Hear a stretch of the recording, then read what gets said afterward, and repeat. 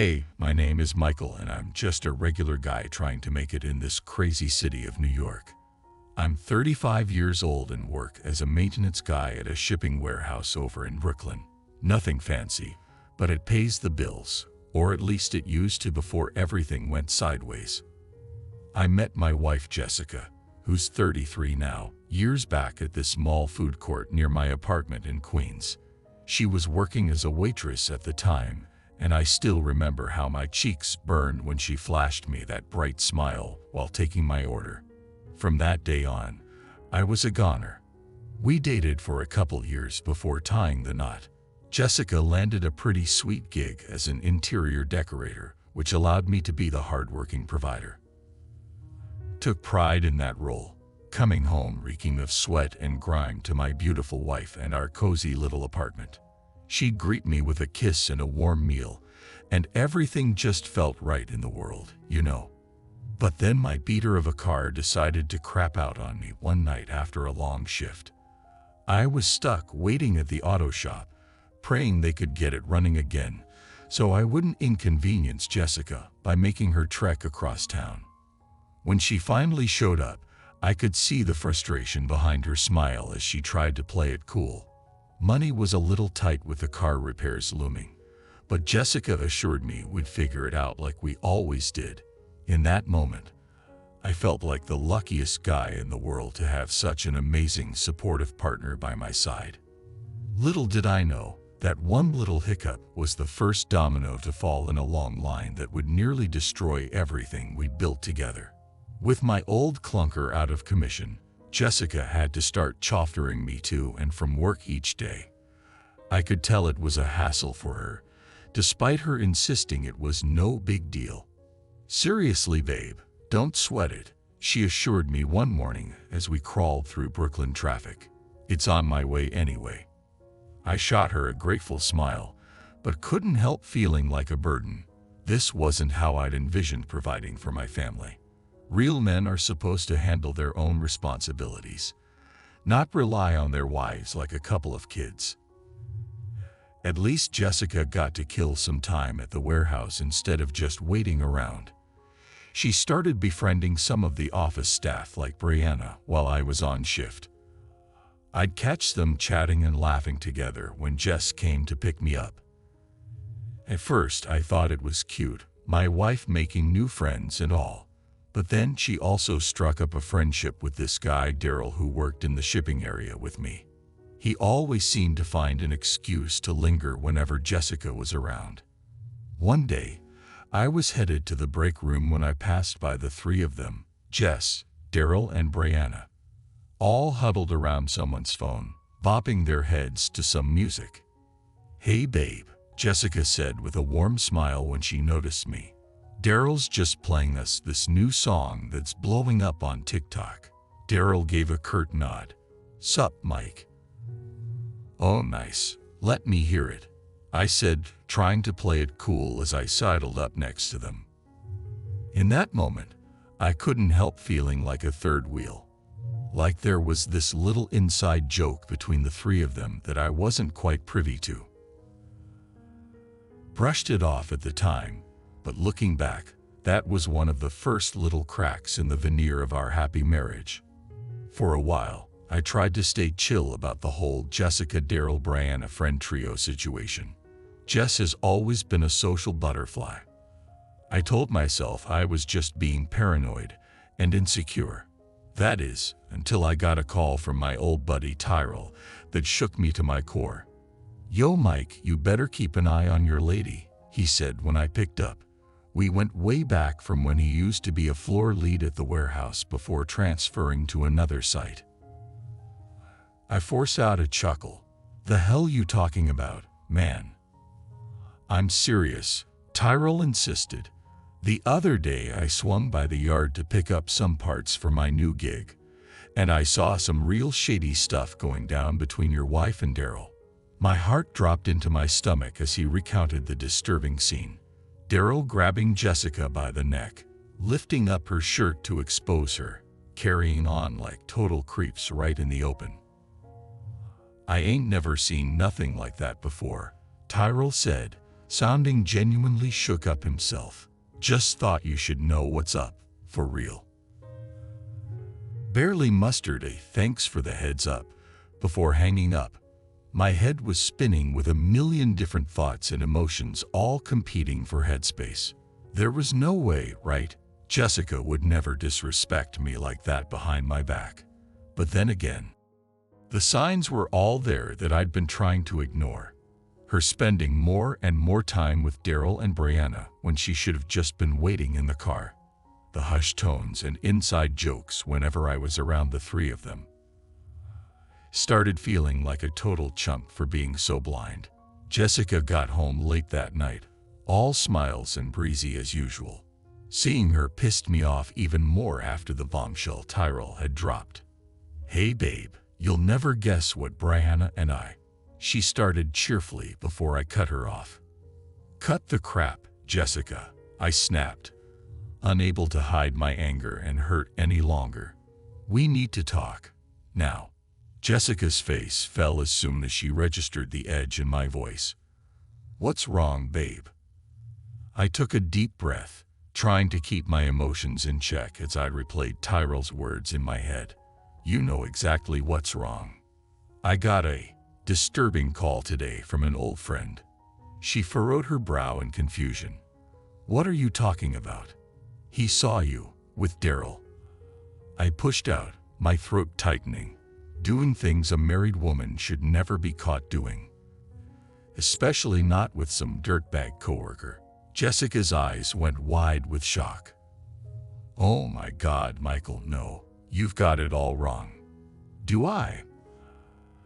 I fired back, my temper flaring again as the mental images Tyrell described came flooding back. "Because from where I'm standing, it looks like you've been getting awfully friendly with Daryl lately. And Brianna too, for that matter." "We're just friends," she insisted, throwing her hands up defensively. "I swear on my life, nothing inappropriate happened." I searched her face for any hint of dishonesty, but Jessica has always been a tough read. We stared each other down in tense silence. Finally, she spoke up again, softer this time. "Mike, you know I would never do anything to jeopardize our marriage. You have to believe me." Part of me wanted more than anything to take her word for it and move on. But the other part kept coming back to that gnawing sense of doubt planted by Tyrell's allegations. "I want to believe you, Jess," I said heavily. "I really do.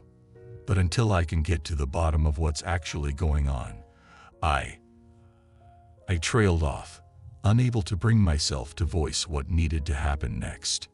Jessica's face crumpled as she realized where I was going with this. We'd reached an unbearable impasse, with a chasm of mistrust rapidly opening between us. And neither of us knew how to begin crossing it. Things were icy as hell between Jessica and me after our blow-up. We were just going through the motions, avoiding each other as much as possible in our tiny apartment. The elephant in the room felt suffocating. I spent my nights lying awake, replaying that confrontation over and over in my head. A part of me felt terrible for not giving Jessica the benefit of the doubt right away. We'd been together for so many years. Didn't that earn her at least a little trust and good faith? But then I'd think back to how shady the whole just friends act with Daryl and Brianna had seemed recently. The hushed tones, the inside jokes, the way they'd shut down whenever I came around. My gut told me there was something bigger going on. I felt like I was trapped in this maddening cycle of doubt and insecurity. I'd convinced myself one minute that Jess was being faithful and I was just being a jealous, possessive psycho. Then the next, vivid memories of Tyrell's words would come crashing back like a punch to the gut. After stewing in my anxious thoughts for a few nights, I started to formulate a plan. I needed proof, one way or another, to settle this pit of dread blooming in my stomach. Once and for all, I had to know if my wife was truly the amazing woman I'd fallen in love with, or a lying, cheating snake. excused myself from work early one day, feigning a migraine. When Jessica thought I was clocking in at the warehouse, I snuck back to our place and rifled through our closet until I found it. An old voice recorder I used for recording notes and memos back when I was an electrician's apprentice. That night, I stashed the little device in Jessica's purse before she went for her nightly friend meetup. If she was really going behind my back with Daryl like Tyrell claimed, this was how I'd catch her in the act. My heart was pounding out of my chest as I kissed her goodbye, paranoia eating away at my sanity. Was I seriously about to spy on my own wife like some psycho stalker? Had it really come to this for us? I tried to shake off the self-doubt as Jessica left. For better or worse, I'd get the answers I needed once and for all tonight. Those next few hours waiting for Jessica to come home were sheer agony. My stomach was twisted into tight knots as I tried to distract myself, but nothing could calm the rising sense of dread. I nearly jumped out of my skin when I heard keys jingling at the front door. Jessica walked in looking emotionally drained, her usual pep and energy totally sapped. "Hey," she said flatly when she spotted me. I just nodded in response, afraid my voice would crack if I tried to speak. Jessica headed into the bedroom to change out of her work clothes. As soon as I heard the door shut, I scrambled for her purse and grabbed the recorder, praying it had picked up something, anything, to shed light on what was really going on. With trembling hands, I rewound the device and pressed play. The first few minutes were just ambient noises, Jessica's heels clacking on the sidewalk, the rumble of traffic. Then, voices. "Hey girl." That was unmistakably Brianna's bubbly tone. "Hey Bri," Jessica replied. "Ah, I'm so done with today already." "Why, what's up?" Jessica sighed heavily. "Michael. He's been getting so jealous and paranoid lately about me hanging out with you and Daryl. Think he's convinced something shady is going on." My heart stopped as I listened with bated breath. This was it, the moment of truth. "What? No way. That's crazy," Brianna exclaimed. "We're all just friends. Mike needs to get his head out of his ass." I know, Jessica said. "Believe me." I tried explaining that to him. But you know how guys can get with that possessive, machismo crap. The two women sked and vented about my insecurity for a few more minutes. But there was no damning confession, no sordid details to confirm Tyrell's story, just two friends blowing off steam about a petty marital spat. I slumped back on the couch, awash with shame and relief all at once. Jessica really had been telling the truth this whole time. And I was the liar who had betrayed her trust. When she emerged, I was a broken man. "Jess, I'm so sorry," I choked out, holding up the recorder. I had to know for sure, one way or another, but you were right all along. Can you ever forgive me?" She looked at me with a potent mixture of hurt, anger, and sadness. For a long moment, the tension hung thick in the air as she decided how to respond. Finally, she spoke in a measured tone. "I don't know if I can, Mike. You went behind my back in the worst way, all because you couldn't be a man and trust your own wife." As she trailed off, letting the weight of her words sink in, I realized our relationship had changed in that moment, perhaps irreparably, all because of my own jealousy and insecurity. I'd give anything to go back and handle this the right way, as a team, by communicating better and operating from a place of mutual trust and respect. Instead, I'd be living with the consequences of my mistake for who knows how long. So, have you ever let paranoia and assumptions poison a previously healthy relationship? How did you rebuild that broken trust, or was the damage just too severe? I'd love to hear your thoughts and perspectives in the comments. And if you enjoyed this story, Be sure to like the video and subscribe to the channel for more quality content exploring real-life dramas and personal struggles. Hit that notification bell too so you don't miss out.